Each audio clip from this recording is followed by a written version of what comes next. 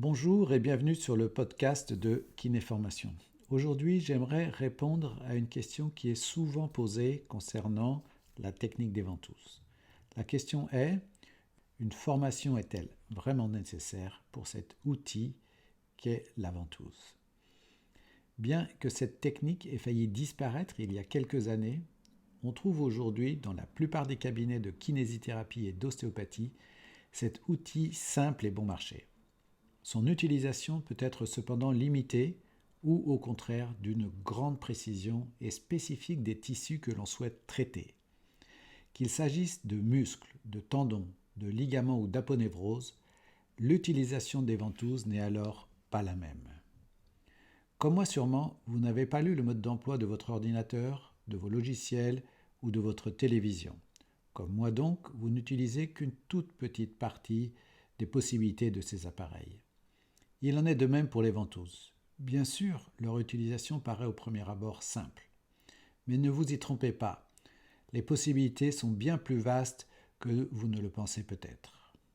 D'autre part, même si les ventouses sont utilisées par le plus grand nombre, cela n'exclut pas des effets indésirables et des inconvénients possibles pour votre patient. Je souhaite donc partager avec vous ces différents points.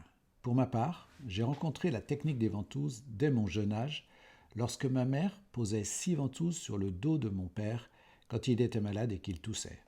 De notre côté, nous les enfants, avions droit au cataplasme de moutarde qui avait le même objectif, c'est-à-dire créer une révulsion. Par la suite, et après mes études en kinésithérapie, j'ai suivi une formation en massage et médecine chinoise. Lors de cette formation, j'ai été très vite confronté à la technique des ventouses dans le but de soulager rapidement nos premiers patients. Bien que cette technique était appliquée sur des points du corps décrits par les Chinois, il n'en reste pas moins qu'elle était déjà très efficace. De retour à mon cabinet de kiné, j'ai cherché à comprendre ce qu'il se passait d'un point de vue physiologique lors de la pose des ventouses. Mes différentes lectures et formations m'ont amené à prendre en compte ce qu'il se passait dans les différentes couches du corps humain, depuis la surface jusqu'à la profondeur. Nous savons aujourd'hui, entre autres grâce aux travaux du Dr Gimberto et à ses formidables vidéos, que ces différentes couches sont toutes en interrelation et que le lien de tous ces systèmes est bien, bel et bien le tissu conjonctif. Tissu à l'origine de beaucoup de troubles rencontrés par nos patients en kinésithérapie. J'ai alors compris que la technique des ventouses, selon la méthode utilisée, permettait de travailler telle ou telle couche des tissus de mes patients. Bien évidemment, il ne s'agit pas de poser des ventouses, d'aspirer fort et de laisser son patient mijoter 20 minutes. En appliquant la technique des ventouses dans notre cadre professionnel paramédical, j'ai pu développer une approche thérapeutique élaborée ne se limitant pas à créer une révulsion, thérapeutique ou non. Rapidement, après mon diplôme d'État en 1986, j'ai été sollicité pour travailler dans le sport professionnel et plus particulièrement le football, et j'ai donc assez naturellement commencé à utiliser mes ventouses qui à l'époque étaient totalement étrangères au monde médical. Depuis, les choses ont bien changé lorsque Michael Phelps, bardé de traces de ventouses, a remporté 8 médailles aux Jeux olympiques de 2012.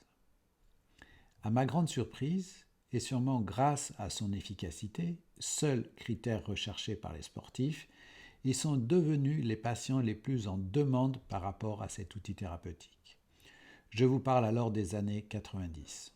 Aujourd'hui, la plupart des clubs et structures sportives professionnelles utilisent cet outil. Certains sportifs achètent même leurs propres ventouses pour se traiter eux-mêmes. Cependant, cette apparente simplicité n'en est pas moins trompeuse. Enseignant cette technique depuis 2002, je suis régulièrement sollicité par des collègues un peu effrayés par la ou les réactions qu'ils ont provoquées sur leurs patients. Pour ma part, je considère que cet adjuvant thérapeutique doit être utilisé en connaissance de cause et maîtrisé de bout en bout. Poser simplement une ventouse sur une zone douloureuse n'est pas pour moi un acte thérapeutique logique en rapport avec les connaissances médicales actuelles. Il est important de savoir sur quel tissu nous souhaitons travailler et avec quel objectif?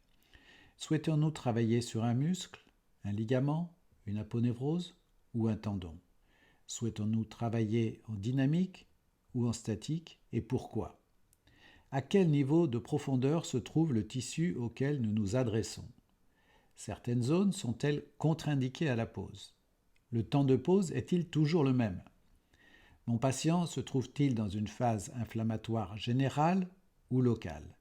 Si je travaille sur une cicatrice, n'ai-je pas le risque d'augmenter son activité et d'en faire une kéloïde?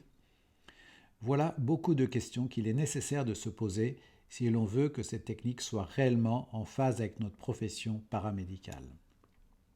Dans le cas contraire, il est possible de donner raison aux personnes qui, n'ayant aucune expérience de cette technique, la jugent archaïque. Il s'agit pourtant d'un adjuvant thérapeutique efficace au quotidien, entrant dans le champ de compétences de la profession de kinésithérapeute, voir l'article R4321.3. Il permet également, en tant que prolongement de notre main, d'économiser nos propres articulations lors du massage. Donc, pour répondre à la question « Une formation est-elle nécessaire pour apprendre la technique des ventouses ?» La réponse est oui, si l'on souhaite les utiliser dans un contexte médical et ne pas se limiter à poser des ventouses sur la peau. Dans ce cas, on parle alors de technique des ventouses et non pas de pose de ventouses. Voilà, je vous remercie de votre attention et je reste bien évidemment à votre disposition pour toute information complémentaire concernant cette approche thérapeutique sur le site de kinéformation.com. Je vous remercie. Au revoir.